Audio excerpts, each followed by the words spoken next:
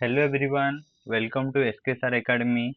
आज के इस क्लास में हम जानेंगे syllabus of BA political science third semester. Okay, graduation या +3 का थर्ड सेमेस्टर में, मतलब सेकेंड ईयर का थर्ड सेमेस्टर में पॉलिटिकल साइंस में कौन सा टॉपिक आपको पढ़ना है और कितने पेपर है, इन सब चीज़ों के बारे में हम आज के या इस क्लास में हम जानेंगे। ओके, अगर आप इस क्लास में नए हैं तो please do like, subscribe and share it to your friend as well. Okay, moving towards the class. Okay, third semester में मेनली आपको 3 पेपर पढ़ना पड़ेगा, मतलब पॉलिटिकल साइंस के। बाकी भी पेपर इलेक्टिव का होगा, बट मेनली आपको 3 पेपर पढ़ना पड़ेगा। Paper number core paper 5, core paper 6, then core paper 7। इन 3 पेपर को आपको पढ़ना पड़ेगा थर्ड सेमेस्टर में। ओके, आओ देखते हैं एक एक पेपर में क्या क्या टॉपिक है जो आपको जानना पड़ेगा। सो पेपर 5 का नाम क्या है? Colonialism and nationalism in India. Okay, यहाँ पर आप क्या पढ़ोगे? कॉलोनियलिज्म, जो ब्रिटिश पीरियड के टाइम था, कॉलोनाइज करके इंडिया को रखा था, अदर कंट्री को रखा था, इन सब चीज़ों के बारे में हम जानेंगे। Then nationalism in India, India के फ्रीडम स्ट्रगल के बारे में भी यहाँ पर जानेंगे। Okay, unit number 1, colonialism and nationalism.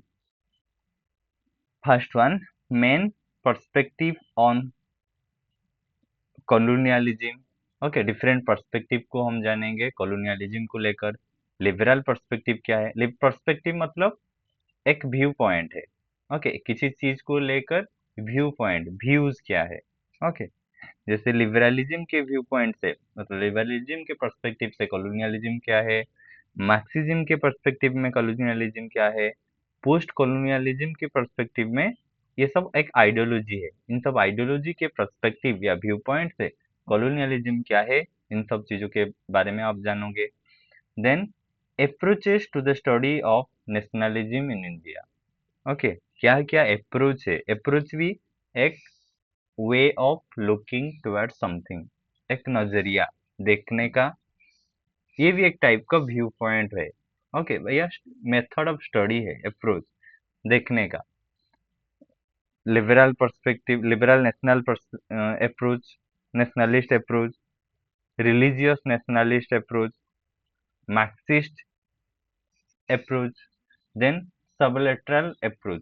ये सारे अप्रोच नेशनलिज्म को कैसे देखते हैं, इन सब चीजों के बारे में आप जानोगे। इन सब टॉपिक के सारे क्लास हम आने वाले क्लास में डिटेलली जानेंगे, तो इसलिए आपको कह रहा हूँ, please subscribe the channel. Then unit 2 में colonial rule in India and impact. Okay, India में जो ब्रिटिश के टाइम पीरियड में इंडिया को एक कॉलोनी बनाकर रखा था ब्रिटिश ने, तब के टाइम पर ब्रिटिश का जो पॉलिसीज या जो भी रूल वगैरह था, वो कैसे इंडिया के ऊपर इम्पैक्ट डाला था, इन सब चीजों के बारे में हम जानेंगे। Colonial ideology and civilizing mission, assertion of cultural and racial superiority. Okay, colonial ideology के बारे में यहाँ पर जानेंगे, मतलब ब्रिटिश का। Then impact on forest, British का जो रोल था फॉरेस्ट के ऊपर, उसका क्या असर था, एग्रीकल्चर के ऊपर, लैंड रिलेशन के ऊपर, इंडस्ट्री एंड इकोलॉजी के ऊपर क्या क्या असर था, इन सब चीजों के बारे में हम यहाँ पर जानेंगे। Then third one is constitutional development and colonial state. Okay, constitutional development मतलब जब आज़ादी के टाइम पीरियड आया, तब इंडिया ने कॉन्स्टिट्यूएंट असेंबली का डिमांड किया था। आपने फर्स्ट ईयर में कोर पेपर 2 में शायद पढ़ा होगा ये constitution, making of Indian constitution में, जैसे कैसे कॉन्स्टिट्यूएंट असेंबली का डिमांड फेस किया गया था ब्रिटिश के सामने। देन अगस्त ऑफर में उसको एक्सेप्ट किया था, फिर कैबिनेट मिशन का प्लान आया। ओके, इन सब चीज़ों के बारे में थोड़ा बहुत यहाँ पर जानोगे। देन यूनिट 3 में रिफॉर्म्स एंड रेजिस्टेंस। यूनिट 3 में क्या जानोगे? बहुत सारे रिफॉर्म लाए गए थे, सोशल चेंजेस लाए गए थे, सुधार ड्यूरिंग द कॉलोनियल पीरियड। इन सब चीजों के बारे में यहाँ पर हम जानेंगे। रिलीज नंबर 1 पर रिलीजियस रिफॉर्म मूवमेंट। ओके, धर्म में क्या क्या बदलाव, जो सुपरस्टिशन चीज थे उनमें कैसे बदलाव ला गया, इन सब चीजों के बारे में जानेंगे, जैसे कि सती प्रथा वगैरह वो। Then other social reform movements like anti caste movement. Okay, anti caste movement मतलब जाति के आधार पर में जो डिस्क्रिमिनेशन हो रहा था उसको कैसे डिलीट करना, एबोलिश करना, रिफॉर्म करना के लिए जो मूवमेंट हुआ था, इन सब चीजों के बारे में हम जानेंगे। Then women emancipation initiative, women को कैसे आजादी मिलेगी, कैसे वो घर से कंसंट्रेटेड ना होकर उनको भी अपना व्यू रखने की, पॉलिटिकल फील्ड में पार्टिसिपेट करने के आज़ादी के बगैर के लिए जो मूवमेंट हुआ था, इन सब चीज़ों के बारे में भी हम जानेंगे। Then third one is tribal movement. Okay, जनजाति movement, peasant movement, then working class resistance. Okay, ये जो भी मूवमेंट है इन सब चीज़ों के बारे में भी हम जानेंगे। ओके, देन मतलब ट्राइबल मतलब जनजातियों ने क्या मूवमेंट किया था। देन पीजेंट मतलब फार्मर्स में जो भी मूवमेंट हुआ था, इन सब चीजों के बारे में। वर्कर्स जो भी रेजिस्टेंस या मूवमेंट किए थे, इन सब चीजों के बारे में यहाँ पर जानेंगे। Then fourth one is education and rise of new middle class. Okay, हम ये सारे topic during the British period के, जब ब्रिटिश का रूल इंडिया पर था तब पीरियड के बारे में हम बात कर रहे हैं। ओके, तभी के टाइम पर एजुकेशन कैसे डेवलप हुआ और इंडिया में एक न्यू मिडिल क्लास कैसे इमर्ज हुआ, इन सब चीजों के बारे में हम यहाँ पर जानेंगे। Then unit 4 national politics and national politics, एक second, national politics and expansion of social basis. यहाँ पर क्या जानेंगे? Nationalist movement. ओके, जो भी फ्रीडम स्ट्रगल का मूवमेंट हुआ था, इन स्ट्रगल के बारे में जानेंगे। Nationalist movement, formation of Indian national Congress, INC, Congress कैसे बना, कांग्रेस कब बना था? 1985 में, सॉरी 1885 में। देन लिबरल कॉन्स्टिट्यूशनलिस्ट के बारे में जानेंगे। स्वदेशी एंड रेडिकल जो व्यू पॉइंट है, इन सब चीजों के बारे में जानेंगे। मुस्लिम लीग के बारे में जानेंगे, हिंदू महासभा के बारे में जानेंगे। ओके, ये सारे टॉपिक के बारे में हम यहाँ पर पढ़ेंगे। Then second one Mahatma Gandhi के बारे में जानेंगे। Then mass mobilization, non cooperation movement, civil disobedience, quit India movement, जो भी महात्मा गांधी के द्वारा ले लीड किया गया मूवमेंट, इन सब चीजों के बारे में हम यहाँ पर जानेंगे। देन रिवोल्यूशनरीज के बारे में भी हम जानेंगे, जैसे communist revolutionary, socialist revolutionary. Then INA, Indian National Army, जो सुभाष चंद्र बोस ने बनाया था, इनके बारे में जानेंगे। Then number 4 two nation theory, मतलब जब इंडिया आजाद हुआ ब्रिटिश से, तब इंडिया का पार्टीशन हो गया दो स्टेट में, एक पाकिस्तान बना, एक इंडिया बना, दो स्टेट या कंट्री में डिवाइड हो गया।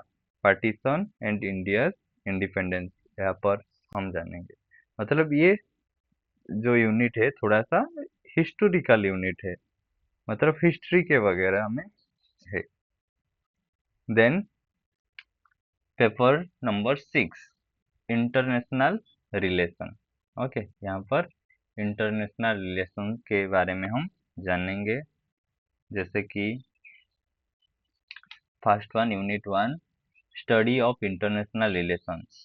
पहले जानेंगे meaning of international relation, nature of international relation, scope कहाँ तक फैला हुआ है international relation, then evolution of state system कैसे इवॉल्व हुआ, प्री वेस्टफेलिया, प्री वेस्टफेलिया से पहले क्या था, वेस्टफेलिया वेस्टफेलिया मतलब एक ट्रीटी हुआ था कंट्री के बीच में, बहुत सारे कंट्री के बीच में। सो उस ट्रीटी के पहले के कंडीशन के बारे में जानेंगे, जब ट्रीटी हुआ तब के कंडीशन में हम जानेंगे, और ट्रीटी के बाद का सिचुएशन के बारे में हम यहाँ पर जानेंगे। देन यूनिट 2 में थ्योरिटिकल पर्सपेक्टिव, इंटरनेशनल रिलेशन को स्टडी करने के लिए डिफरेंट थ्योरीज है जानने के लिए, जैसे कि रियलिज्म हो गया, realism, idealism, then new realism, ये क्लासिकल हो गया, ये न्यू रियलिज्म हो गया, then liberalism, new liberalism, Marxist, feminist perspective. Okay, ये सारे कॉन्सेप्ट को हम आने वाले क्लास में बहुत अच्छे से डिस्कस करेंगे। देन यूनिट 3 में क्या है, an overview of 20th century international history 1। Okay, world war 1 के बारे में जानेंगे, कॉजेस एंड कॉन्सिक्वेंस के बारे में। ओके, वर्ल्ड वार 1 का होने के क्या क्या कारण थे, और वर्ल्ड वार 1 होने के बाद क्या क्या कॉन्सिक्वेंस आया, इन सब चीज़ों के बारे में हम जानेंगे। लीग ऑफ नेशन जो 1920 में बना था, वो उसका फॉर्मेशन कैसे हुआ था, वो कैसे एबोलिश भी कैसे हो गया, इन सब चीज़ों के बारे में हम जानेंगे। Then second one Bolshevik revolution के बारे में जानेंगे, जिसके थ्रू जो 1917 में हुआ था, through which Russia sorry USSR form. Okay, USSR कैसे बना जानेंगे। Then rise of fascism and nazism, sorry fascism and nazism. Fascism मतलब फासिज्म कहाँ पर बना था, इटली में, एंड नाजिज्म जर्मनी में। ये दो आइडियोलॉजी के बारे में हम जानेंगे। Then world war two, world war two के बारे में जानेंगे, कॉजेस एंड कॉन्सिक्वेंसेस। देन उसके बाद भी एक ऑर्गेनाइजेशन बना था, यूनाइटेड नेशन ऑर्गेनाइजेशन, जिसको आज यूएनओ के नाम पर भी जाना जाता है, जो आज भी एग्जिस्ट करता है। देन यूनिट 3, यहाँ पर क्या जानेंगे, an overview of 20th century international history. यहाँ पर क्या जानेंगे, 20th सेंचुरी का मतलब ये यूनिट, सॉरी यहाँ पर थोड़ी गड़बड़ी हो गई। हाँ, ये यूनिट 3 है, ये यूनिट 4 आई भी है, 4 है, 3 नहीं है, सॉरी ये 4 है। हाँ, यूनिट 4 में ये यूनिट 3 का सेकेंड पार्ट है। यहाँ पर कोल्ड वॉर के बारे में जानेंगे, जो सेकेंड वर्ल्ड वॉर जब खत्म हो गया तब कोल्ड वॉर स्टार्ट हुआ बिटवीन अमेरिका एंड यूएसएसआर। इन सब चीज़ों के बारे में जानेंगे, phases of cold war, end of cold war कैसे एंड हुआ, देन कोल्ड वॉर एंड होने के बाद क्या सिनेरियो हुआ, पोस्ट कोल्ड वॉर पीरियड के बारे में हम जानेंगे यहाँ पर। Then second one is emergence of third world country कैसे इमर्ज हुआ, तब उनको बारे में जानेंगे। थर्ड वर्ल्ड कंट्री किसको कहा जाता है भी, वो भी जानेंगे। देन न्यू इकोनॉमिक ऑर्डर जो पोस्ट कोल्ड वॉर या कोल्ड वॉर खत्म हो गया, एक न्यू इकोनॉमिक ऑर्डर आया इंटरनेशनल फील्ड में, वो क्या है, इन सब चीज़ों के बारे में जानेंगे। देन नॉर्थ साउथ कोऑपरेशन क्या है, इनके बारे में भी जानेंगे। Then theories of development and under development के बारे में भी हम जानेंगे। Then last one globalization and emerging world. Then 1990s में जो ग्लोबलाइजेशन आया, liberalism, LPG liberalism, privatization, then liberalization, privatization and globalization, ये जो आया, इनके बारे में हम जानेंगे, क्या क्या फैक्टर्स था जो स्टेट के पॉलिसी में इन्फ्लुएंस किया, इन सब चीज़ों के बारे में हम यहाँ पर जानेंगे। Then last paper number 7। Okay, यहाँ पर है वेस्टर्न पॉलिटिकल थॉट। यहाँ पर तुम फिलोसॉफिकल कॉन्सेप्ट के बारे में जानोगे, डिफरेंट थिंकर के आइडिया के बारे में यहाँ पर जानोगे। ओके, ये मतलब very foundation of political science कहा जाता है। मतलब पॉलिटिकल साइंस मेनली दो फाउंडेशन पे मेनली टिका है कहा जा सकता है। One is political theory and another one is political thought, that is western political thought. जहाँ पर फर्स्ट यूनिट में हम जानेंगे Greek political thought, like first one is Plato, Plato के आइडियल स्टेट, प्लेटो के theory of justice, philosopher king, concept of communism, then concept of education, प्लेटो के view point. Okay, ये philosophical सब कॉन्सेप्ट है, इन सब चीज़ों के बारे में जानेंगे। ये सब चीज़ आपको जानना पड़ेगा, अगर ये आप नहीं जानते हैं तो पॉलिटिकल साइंस के स्टूडेंट के हिसाब से आप तो कुछ नहीं जानते। देन अरिस्टोटल के बारे में पढ़ेंगे, state and it's classification. Aristotle के हिसाब से स्टेट का क्लासिफिकेशन क्या है। देन थ्योरी ऑफ रिवोल्यूशन के बारे में, concept of law, justice, citizenship के बारे में भी जानेंगे। Then unit 2 renaissance and rise of modern nationalism. Okay, यहाँ पर रेनेसा जो रिफॉर्मेशन पीरियड स्टार्ट हुआ उसके बाद जो थिंकर आए उनके बारे में जानेंगे। First one is Machiavelli, Niccolo Machiavelli. Politics and statecraft के बारे में जानेंगे, माकियावेली के व्यूज ऑन एंड मीन्स के बारे में जानेंगे।